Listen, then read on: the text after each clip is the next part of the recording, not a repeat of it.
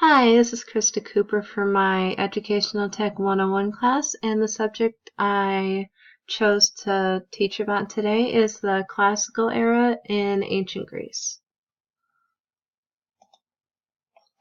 So one of the first things that happened during the classical period in ancient Greece, which went from about 480 BC to 323 BC, which, as you probably know, BC stands for before Christ. Anyway, one of the first major things that happened during the classical period was the Battle of Thermopylae, which historians aren't really sure if it was in August or September, so they put either one, and it happened in 480 BC. One of the big battle formations that they used in the battles was the phalanx, and that is shown right here. So the phalanx was a battle formation that I believe the Persians used, where they overlapped, or no, I'm sorry, it was the Greeks, where they where the soldiers came together in a tight group, and they overlapped their shields, and they held their spears in front of them. But instead of just having one row, they tried to have more men than they actually needed, so that when the front row got tired or got wounded or whatever, they were able to sort of recycle their soldiers in a way. So the ones at the front, when they got too tired and they couldn't fight anymore, they went to the back, and the row behind them with a fresh row of spears and fresh energy could go to the front so they could keep fighting continuously, which usually led to their victory.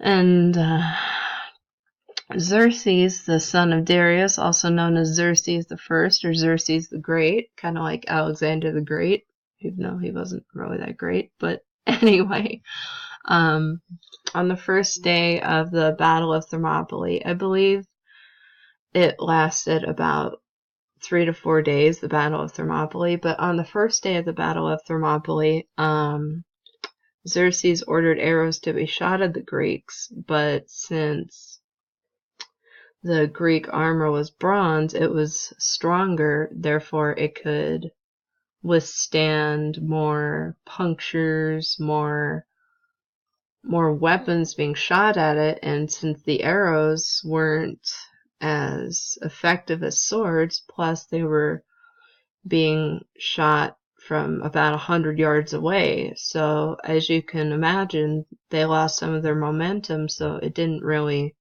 have much effect on the Greeks. So the next day, since that didn't work, Xerxes ordered the infantry again to attack the Greeks, but he failed once more. So when that didn't work, he decided to combine a group called the Immortals, which were a group of very distinguished fighters. They were really, really good at what they did. So he combined the Immortals and his own group, his own army, the Persians, to attack the Greeks.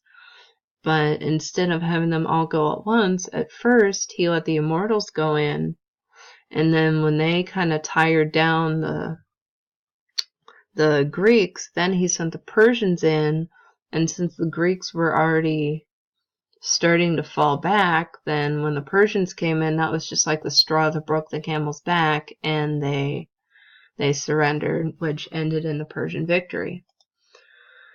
A little later, in the Battle of Salamis in 480 BC, Themistocles, an Athenian general, he helped the Greeks win the naval battle of Salamis, but he was ostracized in 471 BC, which was basically like banishing, even though they didn't really think of it that way. They thought of it more as a blessing.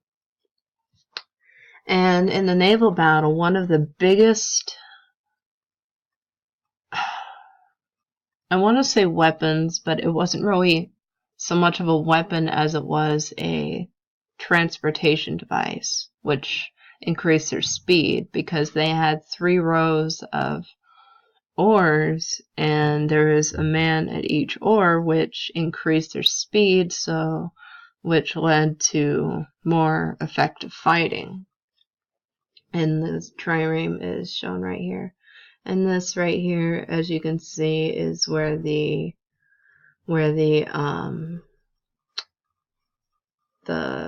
people that manned the oars sat, and it really stunk like sweat and everything else down there. So I'm sure the leaders avoided going down there at all costs. Later on, after the battles had kind of died down for the most part, there was the Golden Age, which was started by Pericles, who was yet another Athenian general. He's shown right here. Let's see. He's shown right here.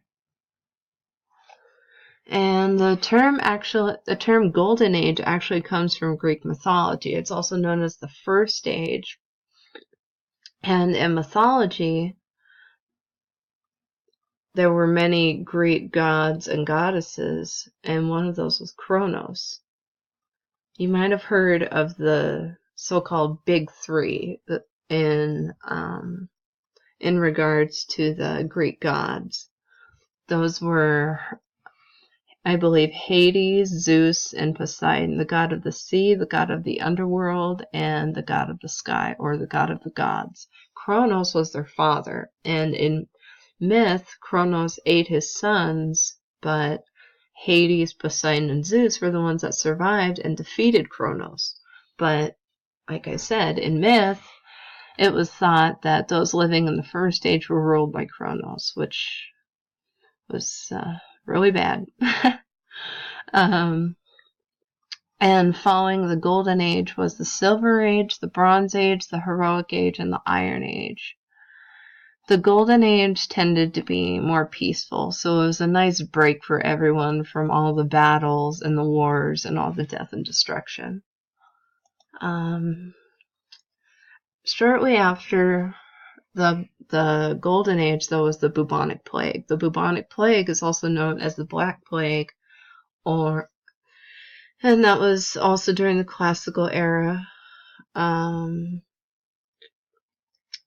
A more extreme version of the Black Plague or the bubonic plague, whichever you want to call it, was the pneumonic plague, which was actually worse than the bubonic plague because it was spread. You didn't have to be bit by a flea for it to be spread. You just had to cough and it was spread. That was how easy it was, which resulted in even more deaths. The bubonic plague was spread by fleas, obviously, but it broke out in Greece, but it had a major comeback in the 14th century in Europe, Africa, and Asia. It killed about 40 million people. And at the time, there were no real cures for it.